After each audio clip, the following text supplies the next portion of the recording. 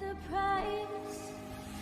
I try, I'm trying to survive every day, every night is a fight, I hold tight, shot through the heart, you are tearing me apart, don't you know I love you, what am I supposed to do?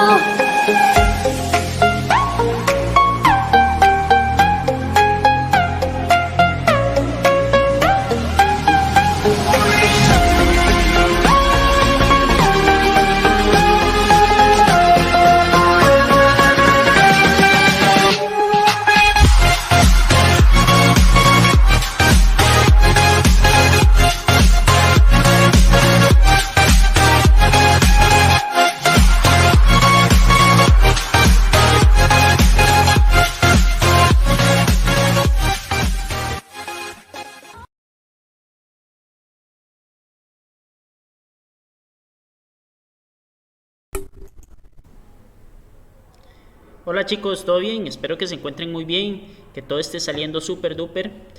Bueno, intentando adaptarnos otra vez a la virtualidad, aunque sea por estos poquitos días, esperemos que así sea y que podamos ayudar pues en lo que nos corresponde. El día de hoy chicos, pues teníamos programado hacer un repaso para el examen, pero por la situación de la virtualidad pues hay un cambio de planes. Entonces, pues bueno, yo hace un tiempo para el Colegio de la Noche había grabado un resumen de la Revolución Francesa y de la Ilustración. Es un video que vamos a utilizar el día de hoy. Espero que les guste. Es un video que explico un poco el tema de la Ilustración y la Revolución Francesa en sus diferentes épocas y sus diferentes etapas. Y espero que quede aclarado el tema y que hagamos un repaso de esos temas que lo vimos hace bastante tiempo, la verdad, y que necesitamos repasar para la prueba de estudios. De momento no sé cuál es el cambio de la fecha, si se va a hacer un cambio de fecha, me imagino que sí, pero hay que prepararnos para la prueba. Entonces los invito a ver este video, que se queden conmigo y que disfruten del video que grabé en este canal. Así que, sin más que decirles chiquillos, espero que estén todos muy bien, que estén disfrutando el momento en clase y que estén pasándola genial. Y este video va a estar colocado tanto en el aula virtual como se los voy a mandar por mensaje. En el aula virtual sí les voy a pedir por favor que me hagan un comentario de qué opinan de la Revolución Francesa y qué opinan de la Ilustración como movimientos. Eso va a ser el equivalente al trabajo cotidiano del día de hoy. Yo les voy a mandar las indicaciones por ahí, pero por si acaso, para que ustedes sepan, aquí en este video queda evidenciado qué es lo que tenemos que hacer el día de hoy. Así que muchas gracias chiquillos y sin más que decir, empezamos.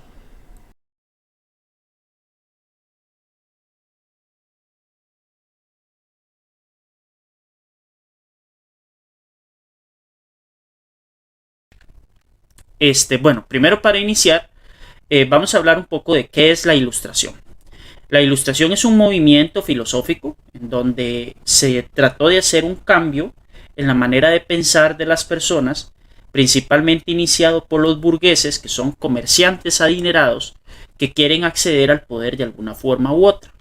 ¿Qué es lo que critica la Ilustración? Principalmente ese sistema monárquico en donde el rey toma el poder absoluto y toma decisiones personificadas en su haber, en su poder y en su persona. Por tanto, la Ilustración es un término que se utiliza basado en la utilización de la razón. La razón es la única guía para llegar a la sabiduría. Por tanto, dice por ahí los movimientos de la Ilustración o las ideas básicas que el universo es una máquina que se rige por leyes inflexibles. Por tanto, se empieza a cuestionar el origen divino y el poder divino que tiene el rey. Y toda la estructura política que se maneja en aquel tiempo, y posteriormente esto va a llegar hasta América e incluso va a empezar con las ideas de independencia. Entonces es muy importante todo esto que estamos hablando porque la Ilustración es ese movimiento filosófico que hace que nosotros tengamos los sistemas democráticos modernos. Sin embargo, tomando en cuenta todas las ideas que se plantearon durante esta época. Realmente los verdaderos fundadores se van a nacer en Europa, principalmente en Francia e Inglaterra, pero hay que tomar en cuenta que en ese tiempo salieron personas realmente brillantes, dentro de las cuales por ejemplo está Isaac Newton, ¿verdad? Que es el que plantea las tres leyes de la ciencia, pero para efectos políticos nosotros nos vamos a enfocar en un personaje que se llamó John Locke. John Locke crea una teoría que se llama una teoría del conocimiento, conocida como el racionalismo. Lo que plantea John Locke es que el poder tiene que estar dividido, no puede estar concentrado en una sola persona, en este caso en el monarca. Entonces lo que él plantea es que hay que dividir el poder en un parlamento legislativo que represente al pueblo, pero que al mismo tiempo limite el poder del rey. Y al mismo tiempo el rey, con todo su derecho, pueda seguir tomando decisiones importantes. Todas estas ideas de John Locke van a dar pie o van a dar el inicio a que salgan más pensadores ilustrados que plantean cambios significativos en la forma en cómo se hacía la política en aquel tiempo. Se plantea también que hay unos derechos que son elementales para el ser humano. Y es tan importante la ilustración porque luego en la Revolución Francesa se van a crear los primeros derechos inherentes al ser humano, que es simplemente por ser usted un ser humano, va a tener acceso a esos derechos. En este tiempo hay que tomar en cuenta que es una sociedad muy machista, muy basada en la masculinidad, que había una marginalidad de la mujer, lastimosamente, pero que posteriormente se aplica de forma universal para todos los seres humanos. Dentro de los derechos que se planteaban en aquel tiempo como derechos básicos eran la vida, la libertad y la propiedad, ¿verdad? Entonces, incluso las mujeres que sí tenían un papel muy preponderante, las mujeres distinguidas se reunían en salones para hablar sobre las ideas que planteaba John Locke. Bueno, y de ahí surgen varios personajes que son bastante destacados en que dicen que hay que cambiar la forma en hacer la política. Todos los ilustrados decían, bueno, hay que razonar críticamente la sociedad, las creencias y las formas de vida. Eran una minoría en aquel tiempo y eran representantes del pueblo hasta cierto punto, ¿verdad? Porque tenían otro estilo de vida. Entonces querían construir un mundo nuevo y lograr que el pueblo tuviera mejores condiciones de vida. Entonces, estos personajes que nosotros vamos a estar analizando plantearon ideas que hoy en día todavía aplican. Esto es como romper los esquemas de aquel tiempo y generar los sistemas políticos que tenemos actualmente. Por ahí aparecen 4 muy destacados. El primero es Rousseau. Rousseau es un filósofo que plantea que hay un contrato social. Que el contrato social, que es su obra más importante, lo que dice es que hay un contrato entre la sociedad y la autoridad y que si no se cumple se castiga. ¿Cuál es ese contrato? Pues que la autoridad está para responder al pueblo y el pueblo está dispuesto a responder a la autoridad. Entonces, el contrato social son las leyes que establece la gente, que establece el mismo pueblo, que establece el monarca y que deben de ser seguidas en búsqueda de la armonía y de la paz. Plantea varios principios, el principio de libertad, igualdad y fraternidad, que posteriormente van a ser el lema de la Revolución Francesa y el desarrollo de las democracias modernas. Después viene el barón de Montesquieu, que es este que tenemos a mano derecha de la presentación, que lo que dice es que hay que dividir el poder en 3 aspectos: el poder legislativo, el poder ejecutivo y el poder judicial. Y él no acepta bajo ninguna forma que existan las monarquías absolutas. ¿Por qué? Porque dice que no hay representación del pueblo. Montesquieu plantea todas estas ideas en un libro que se llama El espíritu de las leyes. Esa es su obra más importante. Bueno, después de eso aparece Voltaire. Voltaire es un dramaturgo, decir que le gusta crear obras de teatro, pero es aficionado a la sátira. Él se burla de los aristócratas y los nobles que existían en aquel tiempo. Entonces, mediante sus obras de arte y de teatro, él representaba una burla constante hacia las estructuras políticas que existían en ese tiempo. Dice que se consideraba que tenían que respetar todas las diferencias culturales que habían entre los países y que no debía haber una imposición de una cultura sobre la otra. Posteriormente llega un personaje que es Denis Diderot, que Denis Diderot hace algo muy importante, que es publicar una obra que se llama la Enciclopedismo. En él va a recoger las principales ideas de los ilustrados y sus bases van a ser las ciencias, las artes y los oficios. Y tenía una frase que decía: los hombres no serán libres hasta que el último rey sea estrangulado con los intestinos del último fraile.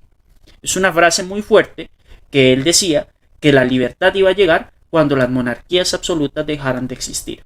Entonces, Denis Diderot, mediante esa obra del enciclopedismo, poco a poco fue llegando esas ideas a América, principalmente en contrabando de los libros, porque eran ilegales que llegaran acá a América, prohibidos por la monarquía española, y que poco a poco esas ideas ilustradas se fueron asentando en la población de todas las colonias americanas, incluyendo las colonias americanas anglosajonas, es decir, en los Estados Unidos conquistados por los ingleses, y las colonias latinas conquistadas por España y Portugal.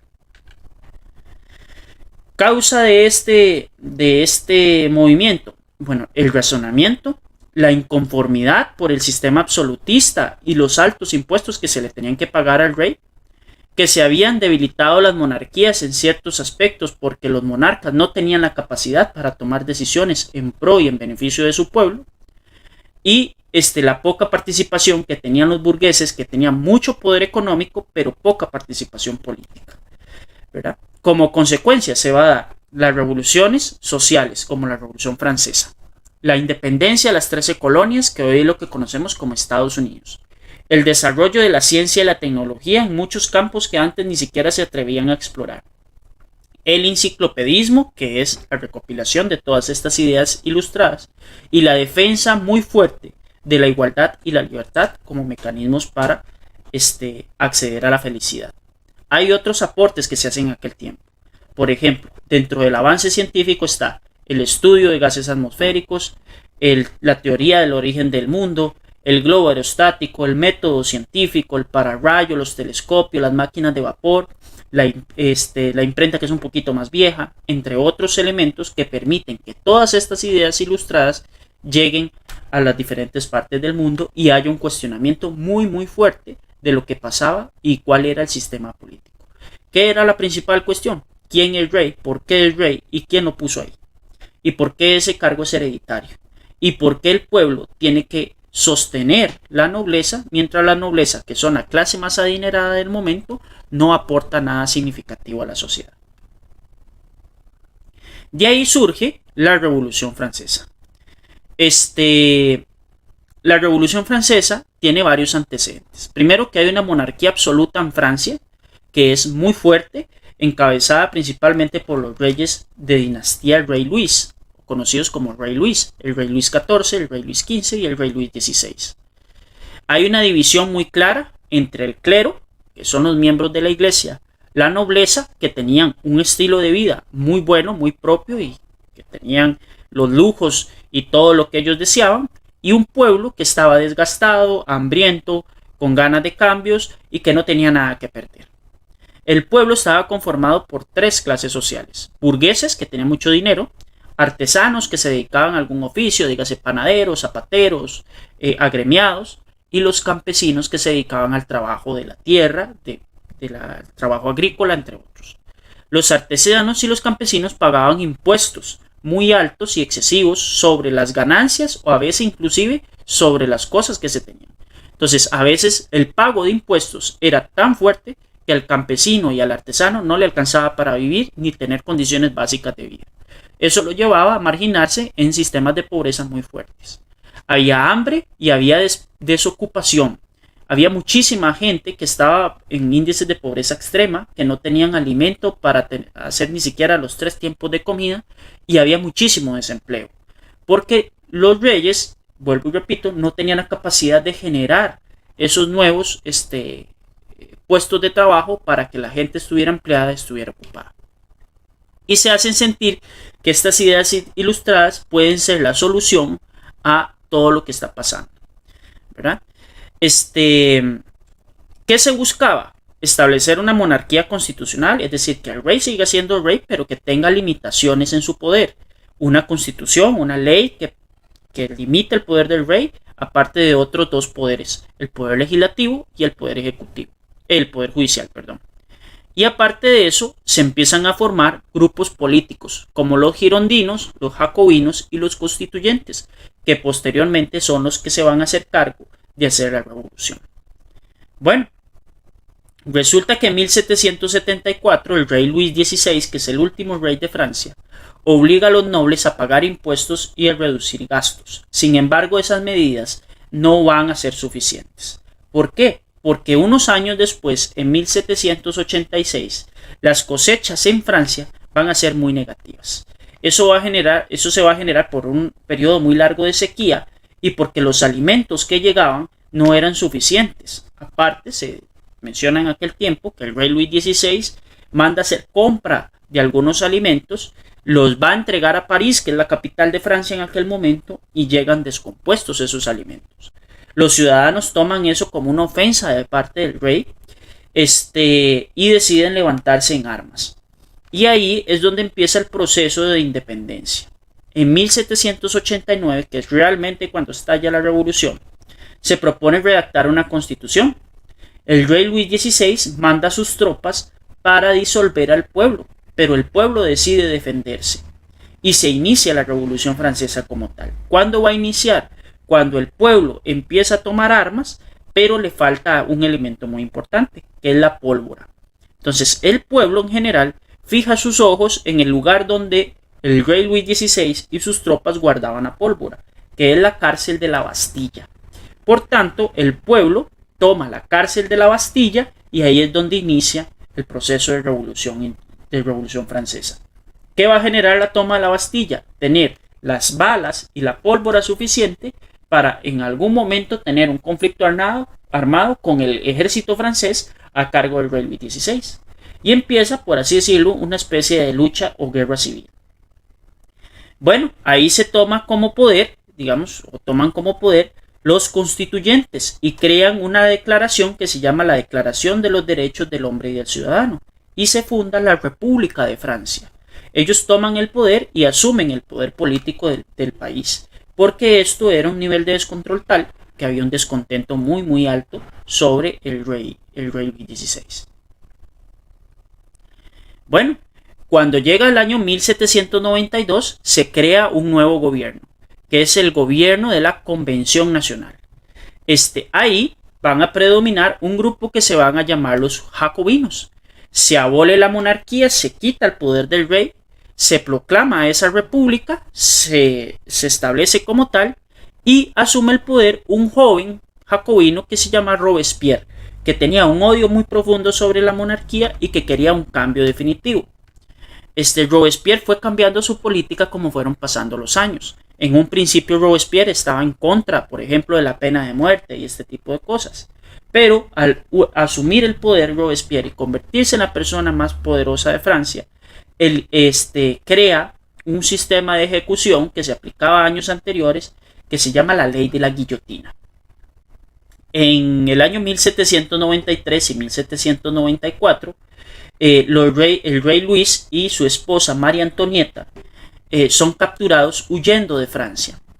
Estos son sentenciados a morir por guillotina y se les hace una ejecución pública donde la gente podía asistir y ver cómo decapitaban al rey y a su esposa, cosa que nunca había pasado.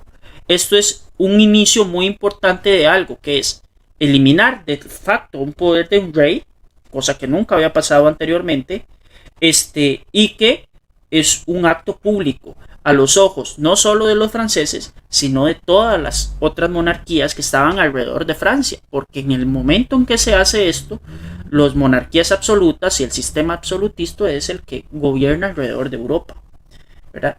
¿Eso qué va a generar? Que se consolide el poder de la burguesía, y también empieza una época que se llama la época del terror. ¿Por qué? Porque todas aquellas personas que se oponían a Robespierre eran ejecutadas por guillotina. Se hablan que fueron un poco más de 40,000 personas. Pero también se hacen cosas buenas durante ese tiempo. Por ejemplo, se le quita a los grandes terratenientes, a esos nobles que tenían enormes fincas en Francia, y se empieza a hacer reparto de la tierra.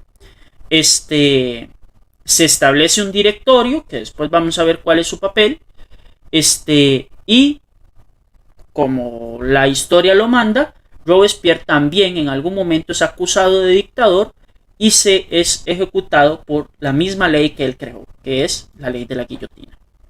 La guillotina es esta máquina que ustedes ven en la parte superior derecha, esta que está aquí arriba, que es básicamente una cuchilla. Toman la cabeza, la colocan aquí y la cuchilla pasa por el cuello hasta que lo decapitan. Es una muerte muy traumática en el momento en que usted va a ser ejecutado, pero aparentemente es poco dolorosa, ¿verdad? Aparentemente. Este directorio va a estar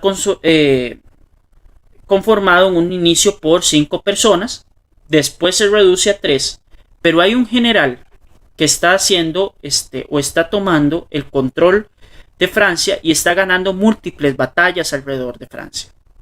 Entonces su reputación empieza a ascender de una manera muy significativa. Y por ahí aparece la figura de Napoleón Bonaparte. Bueno, Napoleón Bonaparte es integrado al directorio. Posteriormente, tan solo 3 años después de él haber sido incorporado al directorio como el general militar más poderoso de Francia, la persona más influyente de Francia en aquel momento, en 1802, él, como era el máximo jefe militar, se declara a sí mismo emperador de Francia. Y el pueblo le da su validez y le da su apoyo, ¿verdad? No es que Napoleón llega sin el apoyo de las personas. Él se declara emperador de Francia y esto va a tener una repercusión directa en América que ahorita vamos a analizar. Napoleón Bonaparte, ¿qué fue lo que hizo? Elaboró el Código Napoleónico, convirtió en ley la Declaración de los Derechos del Hombre y del Ciudadano, que ahorita vamos a ver algunos de los postulados. Creó un gobierno semejante a la monarquía y también dio a su familia una caracterización de familia real. En 1804 fue nombrado emperador de Francia. Francia prosperó muchísimo, de hecho empezó a crecer y a conquistar diferentes países, dentro de los cuales incluimos España. ¿Por qué este momento es relevante? Porque cuando Napoleón invade España, los países latinoamericanos aprovechan ese hecho coyuntural para empezar sus procesos de independencia. Entonces, mientras España tiene que lidiar con Napoleón y su hermano José Bonaparte, los caudillos latinoamericanos, que generalmente son de descendencia española, que son criollos, nacidos en América, buscan también, como burgueses que eran, participación en el poder político, y ahí empiezan los procesos de independencia que después vamos a estar analizando. Surgen caudillos como Simón Bolívar, como Gaspar Rodríguez, entre otros. ¿Qué pasa con Napoleón? Él invade España, conquista casi toda Europa, pero tiene un gran fracaso militar, que es cuando él intenta invadir Rusia. Cuando él intenta invadir Rusia y cae el invierno ruso, pierde toda la credibilidad que había ganado como general, ¿verdad? Y de ahí empieza una alianza, que es una alianza entre Inglaterra, Prusia, Rusia, Austria y Suecia, y derrotan a Napoleón en la Batalla de las Naciones. Napoleón se refugia en la isla Elba y Francia vuelve una monarquía. Después Napoleón regresa, es derrotado en la batalla de Waterloo, lo toman prisionero y lo envían a una isla donde él fallece. Entonces, el personaje más poderoso de Francia y tal vez más influyente durante el principio del siglo XIX, la primera década del siglo XIX, muere abandonado, solo y sin reputación alguna. Consecuencias de la Revolución Francesa. Hubieron muchas consecuencias. Y que esto es un proceso que duró 10 años. No es que duró 1 o 2, ni 6 meses. Fueron 10 años de cambios turbulentos muy fuertes. Entonces, por ejemplo, está el derrocamiento de la monarquía en Francia. ¿Eso qué va a generar en América Latina? Mira, sí podemos quitar al rey. Sí podemos ser independientes. Sí podemos fundar países. La destrucción de lo que quedaba del sistema feudal. ¿verdad? Aquel sistema medieval donde se firmaban los vasallajes, donde la gente vivía en condiciones realmente lamentables. Se establecen los principios de igualdad, libertad económica, libertad política, libertad de expresión, entre otros. Se declaran los derechos del hombre y del ciudadano, que posteriormente van a ser la base para los derechos humanos. Se abole la esclavitud, algo muy importante en esa época. Francia logra una unidad política y sus ciudadanos empiezan a participar en la toma de decisiones mediante el voto. Hay un divorcio claro entre la política y la religión, y hay algunos elementos que se incorporan, como por ejemplo que ya hay divorcio civil y que hay libertad de culto. Puedo practicar la religión que yo guste o en la que yo considere que se pueda desarrollar mi fe. Posteriormente, se fortalece la soberanía del pueblo. Hay escuelas primarias, hay escuelas que empiezan a llegar a gente de clases sociales muy bajas. Se fortalece la libertad de expresión. Nadie puede ser encarcelado por deuda, que era algo que pasaba en aquel tiempo, incluso se podía llegar a caer en una condición de esclavitud. Se empieza a hacer una mejor distribución de la tierra, eso genera que haya más alimentos, mejor técnica agrícola, entre otros beneficios. Hay un estado o un principio de estado de derecho. Se establece el sistema métrico decimal, que todavía lo utilizamos. Hay un sistema judicial imparcial, objetivo y justo, ¿verdad? En el papel así era. Se suprime el derecho al primogénito, que el derecho al primogénito era, una vez que el padre muriera, la herencia principal de las cosas quedaba en manos de el primogénito, es decir, el primer hijo varón que tuviera ese señor. Y la base municipal actual, las municipalidades vienen de esta época de la Revolución Francesa en su funcionamiento más actual, porque los cabildos españoles también tienen mucho que ver con el funcionamiento de nuestras municipalidades.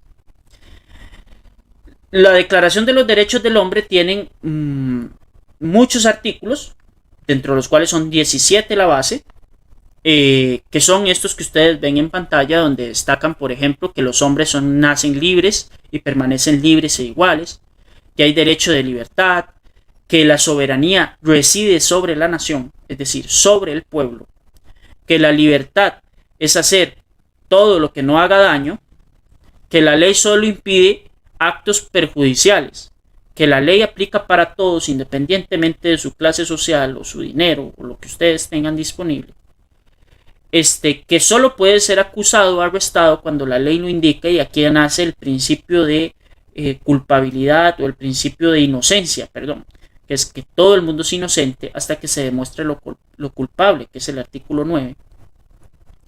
La ley no es de efecto retroactiva. ¿Eso qué quiere decir? Que cuando la ley inicia, es de la ley hacia adelante. Si alguien cometió un delito que violó esa ley, no se le puede aplicar una sanción, porque no era una ley. Eso es algo que todavía se mantiene. Libertad de comunicación, fuerza pública al servicio de los ciudadanos, que los impuestos se reparten de acuerdo o en proporción a las posibilidades y ganancias de las personas, que todo agente público, es decir, todo funcionario público es responsable ante la sociedad, y que los poderes deben estar divididos y garantizados por ley. La propiedad es un derecho inviolable y sagrado. Todos estos 17 artículos son la base de la sociedad actual y todavía se mantienen. Son derechos que todavía tenemos, ¿verdad? En los países que vivimos democráticamente, por ejemplo, como el nuestro, como es Costa Rica. Entonces, la Revolución Francesa es un cambio en la historia de la humanidad, tanto así que es un cambio en la edad donde estamos. Todo esto pasó durante la Edad Moderna, pero la Revolución Francesa es la que hace que inicie la edad contemporánea, que es donde nosotros vivimos actualmente, ¿verdad? Entonces, sí es significativo todo lo que pasó en la Revolución Francesa, porque fue un cambio revolucionario de un sistema político que era opresor, malo y de mala distribución en la mayoría de los casos, a un cambio donde pues la gente tiene un poco más de participación. Que sí, que los sistemas democráticos modernos no son perfectos. Estamos totalmente de acuerdo con ello. Aquí tenemos un resumen. Las causas. malestar otra vez con la monarquía absoluta, inconformidad del tercer estado. ¿Quién es el tercer estado? El pueblo. La crisis económica, las ideas de la ilustración. Consecuencias, se quita una monarquía absoluta, hay reconocimiento de las ideas ilustradas, surge el Estado de Derecho, derecho de los hombres y el ciudadano. ¿Cómo influyó ese acontecimiento a América Latina en su separación de España? La política se separa de la iglesia y se establece el sistema métrico decimal. Vuelvo y repito, es un cambio que tiene muchos aspectos y que tienen el final de la Edad Moderna en el año 1789, que es cuando empieza el proceso de revolución, con aquel gran acontecimiento de aquellos grandes valientes que deciden pelear por tener mejores condiciones de vida contra una monarquía que simplemente no le funcionaba y no lo representaba. Entonces, aquel sencillo hecho de 1789 de tomar la Bastilla, que era la cárcel del rey, va a significar que hoy en día pues vivamos en un estado de derecho mucho mejor que con las condiciones que se vivían a la nueva, ¿verdad? Que tenemos mucho margen de mejora, repito, sí, mucho margen de mejora. En fin, esto es un poco el resumen de lo que vendría siendo la Revolución Francesa. Hay muchos videos complementarios, hay algunos que yo les puedo recomendar. Hay uno del canal Encuentro que se llama Revolución Francesa y hay otro que es un video animado de Infoanimados que también explican los principales acontecimientos de la Revolución Francesa. De antemano les agradezco, les deseo buena noche, espero que la pasen bien y que disfruten de este día. Muchas gracias y que tengan buena noche.